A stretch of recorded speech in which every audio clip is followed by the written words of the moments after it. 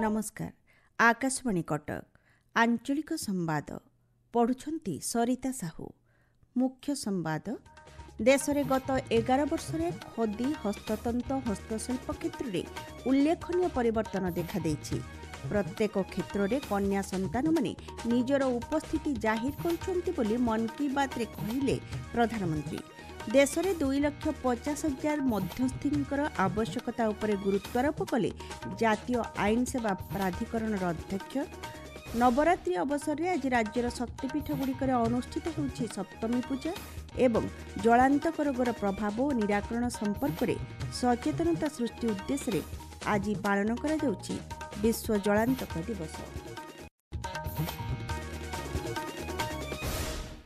देश में खदी प्रति गत 11 वर्ष में आकर्षण वृद्धि पाइबारे लागिछि। आसंता 2 तारिख गांधी जयंती रे खदी उत्पाद किणवाक प्रधानमंत्री नरेंद्र मोदी समस्त को आह्वान देइछन्ति। मन की बात 126तम संस्करण रे देशवासी भाव विनिमय करी श्री मोदी कहिछन्ति गांधी जयंती रे खदी उत्पाद किणी #वोकाल फॉर लोकल सहित सामाजिक गणमाध्यम रे शेयर करंतो। बीते 11 साल में खादी के प्रति देश के लोगों का आकर्षण बहुत बढ़ गया है। पिछले कुछ वर्षों में खादी की बिक्री में बहुत तेजी देखी गई है। मैं आप सभी से आग्रह करता हूं कि 2 अक्टूबर को कोई न कोई खादी प्रोडक्ट जरूर खरीदें। गर्व से कहें ये स्वदेशी है। इसे सोशल मीडिया पर #वोकल फॉर लोकल के साथ शेयर भी करें। प्रधानमंत्री हस्ततंत्र एवं हस्तशिल्प क्षेत्र में घटिथिबा उल्लेखनीय परिवर्तन नहीं खुशी व्यक्त करिसेंति। परंपरा एवं नवसृजन आधार रे करा जाउथिबा कार्य आश्चर्यजनक फलाफल प्रदान करे बोली श्री मोदी कहिसेंति। पर्वपर्वाणी पालन अवसर में स्वदेशी उत्पाद व्यवहार करने सह भोकाल फॉर लोकल मंत्र को आपणाइबाकू श्री मोदी अनुरोध करिसेंति।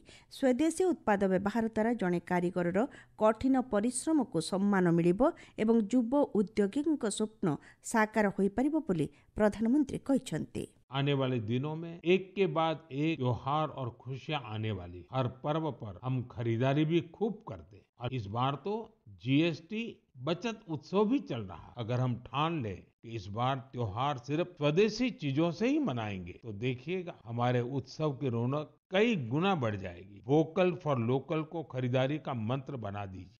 स्वच्छता उपरे गुरुत्वारोप करी प्रधानमंत्री कहिसेंति केवल घर परिवेश मध्य एहाको सीमित न रखी सार्वजनिक अंचल बजार एवं ग्राम पर्यंत एहाको व्यापक करा उचित। नवरात्रि पालन अवसर में लोक माने शक्ति पूजा करती।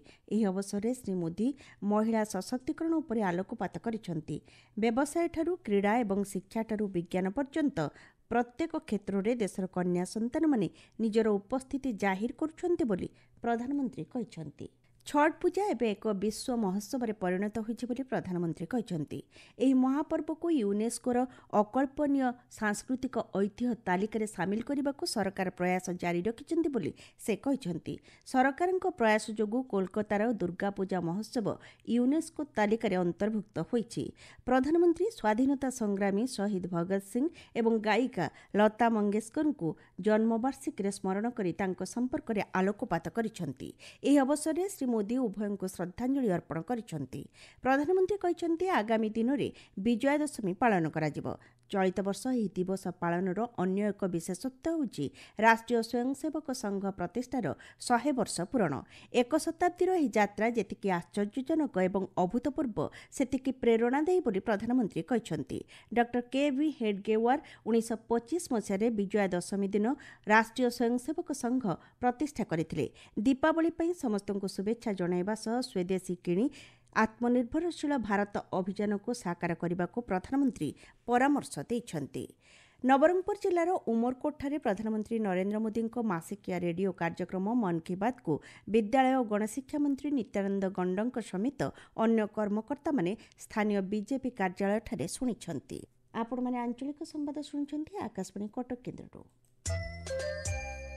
भुवनेश्वर लोकसेवा भवन सम्मेलन कक्षरे द्वितीय जातीय मध्यस्थता सम्मेलन आज द्वितीय दिनर प्रथम अधिवेशन में मध्यस्थता क्षेत्र सह जड़ित आह्वान और आगामी पदक्षेप संपर्क में आलोचना करा जायतिला। आलोचना रे सर्वोच्च न्यायालयर विचारपति तथा जातीय आईन सेवा प्राधिकरणर अध्यक्ष जस्टिस सूर्यकांत कहिसेंति देश में एवं 2,50,000 मध्यस्थींकर आवश्यकता रही। वर्तमान समय में मात्र 13,000 मध्यस्थी रही। एथिपाई एक सुव्यवस्थित मध्यस्थतार आवश्यकता रही। पारस्परिक आलोचना भित्तिक ଏହି ଅଧିବେଶନରେ 4ଟି ମୁଖ୍ୟ କ୍ଷେତ୍ର ସମ୍ପର୍କରେ ଆଲୋଚନା କରାଯାଇଥିଲା। ମଧ୍ୟସ୍ଥତାକୁ ଏକ ପେଶା ଭାବେ ଗ୍ରହଣ କରିବା ନେଇ ସ୍ୱୀକୃତି ଏବଂ ଏଥିରେ ବୃତ୍ତିଗତ ସୁଯୋଗ ରହିଛି ବୋଲି ସମ୍ମିଳନୀରେ ବିଭିନ୍ନ ରାଜ୍ୟର ବିଚାରପତିମାନେ ମତବ୍ୟକ୍ତ କରିଥିଲେ। ଭଦ୍ରକ ଜିଲ୍ଲା ବାସୁଦେବପୁର ବ୍ଲକ ଅନ୍ତର୍ଗତ ରକ୍ତତୀର୍ଥ ଇରମଠାରେ 83ତମ ଶହୀଦ ଦିବସ ଆଜି ପାଳନ କରାଯାଉଛି। ରାମଧୁନ, ପ୍ରଭାତ ଫେରି, ତିଳତର୍ପଣ ସହ ଜାତୀୟ ପତାକା ଉତ୍ତୋଳନ କରାଯାଇ ପୁଲିସ ପକ୍ଷରୁ ତୋପ ସଲାମି ପ୍ରଦାନ କରାଯାଇଛି। ଏହି ଅବସରରେ ଏକ ରକ୍ତଦାନ ଶିବିର ଅନୁଷ୍ଠିତ ହୋଇଯାଇଛି। 1942 ମସିହା ଭାରତ ଛାଡ଼ ଆନ୍ଦୋଳନ ସମୟରେ ଇରମଠାରେ ଆୟୋଜିତ ପ୍ରତିବାଦ ସଭାରେ ପୋଲିସ ଗୁଳିରେ ଜଣେ ମହିଳାଙ୍କ ସମେତ 29 ଜଣ ସଂଗ୍ରାମୀ ଶହୀଦ ହୋଇଥିଲେ। ମୁଖ୍ୟମନ୍ତ୍ରୀ ମୋହନ ଚରଣ ମାଝୀ ଐତିହାସିକ ରକ୍ତତୀର୍ଥ ଇରମଠାରେ ସ୍ୱାଧୀନତା ପାଇଁ ପ୍ରାଣବଳି ଦେଇଥିବା ଶହୀଦଙ୍କୁ ଶ୍ରଦ୍ଧାଞ୍ଜଳି ଜଣାଇଛନ୍ତି। ନବରାତ୍ରି ପାଳନ ଅବସରରେ ଆଜି ରାଜ୍ୟର ଶକ୍ତିପୀଠଗୁଡ଼ିକରେ ସପ୍ତମୀ ପୂଜା ଅନୁଷ୍ଠିତ ହେଉଛି। ତେବେ ପୂଜାମଣ୍ଡପଗୁଡ଼ିକରେ ମୃଣ୍ମୟୀ ପ୍ରତିମାଙ୍କଠାରେ ଆଜି ଷଷ୍ଠୀ ପୂଜା ଚାଲିଛି। ଏଥିପାଇଁ ପୂଜା କମିଟିଗୁଡ଼ିକ ପକ୍ଷରୁ ସମସ୍ତ ବ୍ୟବସ୍ଥା କରାଯାଇଛି।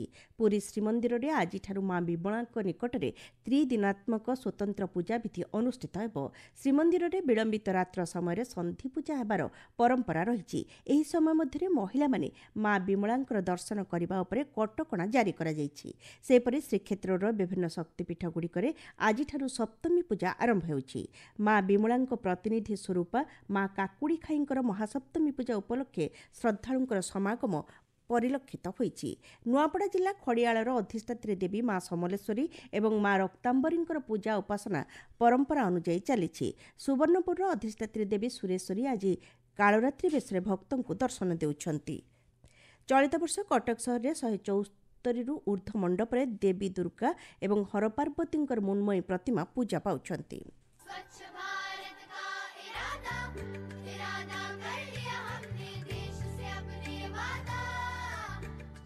ସେବା ଏବଂ ସୁଶାସନ ଅର୍ଥାତ୍ ଜନସେବା ଓ ସୁଶାସନର ମନ୍ତ୍ର ଦ୍ୱାରା ପରିଚାଳିତ ହୋଇ ପ୍ରଧାନମନ୍ତ୍ରୀ ନରେନ୍ଦ୍ର ମୋଦିଙ୍କ ନେତୃତ୍ୱାଧୀନ ସରକାର ପରିବର୍ତ୍ତନ ଏବଂ ପ୍ରଗତି ଆଣିବା ପାଇଁ ନିରନ୍ତର ଉଦ୍ୟମ ଜାରି ରଖିଛନ୍ତି। ଆମର ସ୍ୱତନ୍ତ୍ର ଧାରାବାହିକ ସେବା ପର୍ବରେ ଆସନ୍ତୁ ଜାଣିବା ପ୍ରଧାନମନ୍ତ୍ରୀ ଜନଧନ ଯୋଜନା ମାଧ୍ୟମରେ ଆର୍ଥିକ ଅନ୍ତର୍ଭୁକ୍ତିକୁ ତ୍ୱରାନ୍ୱିତ କରାଯିବା ସହ ଦେଶବାସୀଙ୍କ ସଶକ୍ତିକରଣ ସମ୍ପର୍କରେ ଏକ ରିପୋର୍ଟ। ଗତ ଦଶନ୍ଧି ମଧ୍ୟରେ ଆର୍ଥିକ ଅନ୍ତର୍ଭୁକ୍ତି ଦେଶର ଅଭିବୃଦ୍ଧି କାହାଣୀର ଭିତ୍ତିଭୂମି ହୋଇଛି। ପ୍ରଧାନମନ୍ତ୍ରୀ ନରେନ୍ଦ୍ର ମୋଦିଙ୍କ ନେତୃତ୍ୱାଧୀନ ସରକାର ଏହାକୁ ସର୍ବୋଚ୍ଚ ପ୍ରାଥମିକତା ପ୍ରଦାନ କରିଛନ୍ତି। 2014ରେ ପ୍ରଧାନମନ୍ତ୍ରୀ ଭାବେ ଦାୟିତ୍ୱ ଗ୍ରହଣ କରିବା ପରେ ପିଏମ୍ ଜନଧନ ଯୋଜନା ଶ୍ରୀ ମୋଦିଙ୍କ ପ୍ରମୁଖ ପଦକ୍ଷେପଗୁଡ଼ିକ ମଧ୍ୟରୁ ଗୋଟିଏ। ଦେଶବାସୀଙ୍କୁ ସଶକ୍ତ କରିବାରେ ଏହା ଉଲ୍ଲେଖନୀୟ ସାବ୍ୟସ୍ତ ହୋଇଛି। 56 କୋଟିରୁ ଅଧିକ ଜନଧନ ଆକାଉଣ୍ଟ ସହିତ ଏହି ଯୋଜନା ବିଶ୍ୱର ସର୍ବବୃହତ ଆର୍ଥିକ ଅନ୍ତର୍ଭୁକ୍ତିକରଣ ପଦକ୍ଷେପରେ ପରିଣତ ହୋଇଛି। ଆକାଶବାଣୀ ସମ୍ବାଦ ବିଭାଗ ପାଇଁ ସ୍ମୃତି ରେଖା ତାରଣିଆ।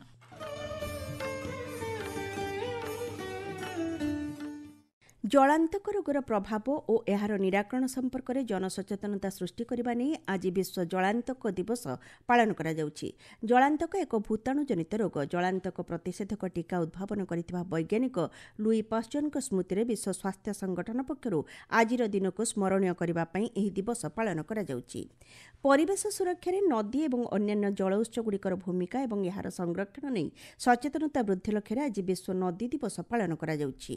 ପାଣିପାଗ ଉତ୍ତର ପଶ୍ଚିମ ଓ ସଂଲଗ୍ନ କେନ୍ଦ୍ରୀୟ ବଙ୍ଗୋପସାଗରରେ ସୃଷ୍ଟ ଲଘୁଚାପ ଯୋଗୁଁ ରାଜ୍ୟର ବିଭିନ୍ନ ସ୍ଥାନରେ ବର୍ଷା ଜାରି ରହିଛି। ପାଣିପାଗ ବିଭାଗ ଅନୁସାରେ ଆଜିଠାରୁ ବର୍ଷାର ପରିମାଣ କମିବ।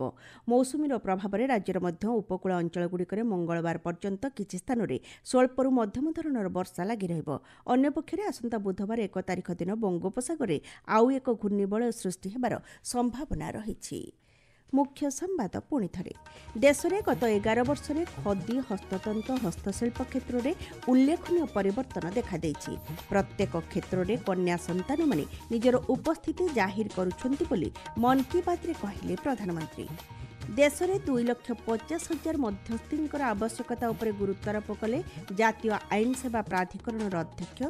नवरात्रि अवसर में आज राज्यर शक्तिपीठगुड़िकर अनुष्ठित होउछि सप्तमी पूजा एवं जलांतक रोगर प्रभाव और निराकरण संपर्क में सचेतनता सृष्टि उद्देश्य आज पालन करा जाउछि विश्व जलांतक दिवस।